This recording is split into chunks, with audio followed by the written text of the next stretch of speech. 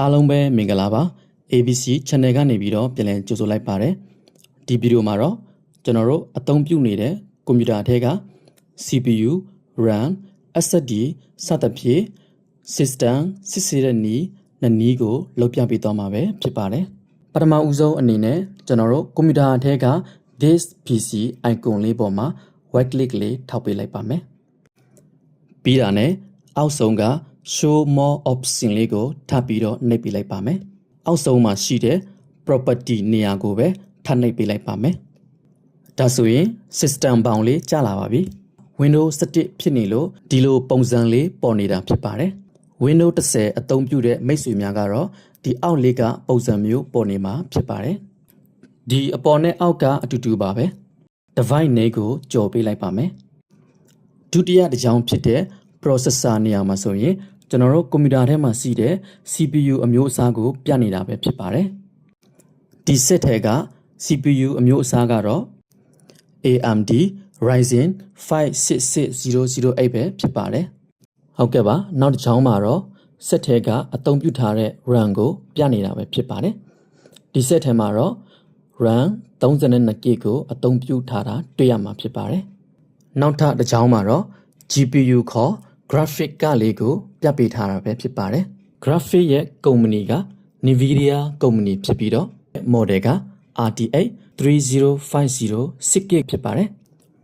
ဒီအောက်က store နေရာမှာကျွန်တော်တို့ရဲ့ကွန်ပျူတာထဲက SSD နေရာကိုပြပေးထားတာပဲဖြစ်ပါတယ်ဒီ set မှာဆိုရင်တော့ SSD 912GB ကိုသုံးပေးထားတာဖြစ်ပါတယ်ဒါပေမဲ့ဒီနေရာမှာ 912GB အပြည့်မပြပါဘူး 489GB ပဲပြပါတယ်ဟုတ်ကဲ့ပါကျွန်တော်တို့ရဲ့ပထမတနည်းပြီးသွားပါပြီခင်ဗျာဒုတိယတနည်းကိုဆက်ပြီးတော့လုပ်ကြည့်လိုက်ပါမယ်ဒုတိယတနည်းကိုလုပ်ဖို့အတွက်ကျွန်တော်တို့ keyboard ထဲက key 3မျိုးကိုတွဲပြီးတော့နှိပ်ပေးရမှာပဲဖြစ်ပါတယ် control key ရဲ့ shift key ရဲ့ ESC ဆိုတဲ့ key 3မျိုးကိုကျွန်တော်တို့တွဲပြီးတော့နှိပ်ပေးရမှာပဲဖြစ်ပါတယ်ဟုတ်ကဲ့ပါကျွန်တော် keyboard ထဲမှာနှိပ်ပေးလိုက်ပါပြီနှိပ်ပေးလိုက်ပြီဆိုရင်ဒီလိုဘောင်လေးကျလာမှာပဲဖြစ်ပါတယ်ဒီနေရာလေးမှာဆိုရင်ဒုတိယ logo လေးနေရာကိုနှိပ်ပေးလိုက်မှဆိုရင်ကျွန်တော်တို့လိုချင်တဲ့ performance ခေါင်းစဉ်နာမည်နဲ့ကျွန်တော်တို့စာနေတဲ့ CPU setting လေးကိုတွေ့ရမှာပဲဖြစ်ပါတယ်ပထမ CPU နေရာမှာဆိုရင်လည်းကျွန်တော်တို့ခဏကကြည့်ထားတဲ့အတိုင်းပဲ CPU model လေးကိုတွေ့ရမှာပဲဖြစ်ပါတယ်ဒုတိယအကွက် memory ဆိုတဲ့နေရာလေးကိုနှိပ်လိုက်မှဆိုရင်တော့ကျွန်တော်တို့အသုံးပြုထားတဲ့ RAM ကိုပြပေးမှာပဲဖြစ်ပါတယ်တတိယအကွက် disk ဆိုတဲ့စာကြောင်းလေးကတော့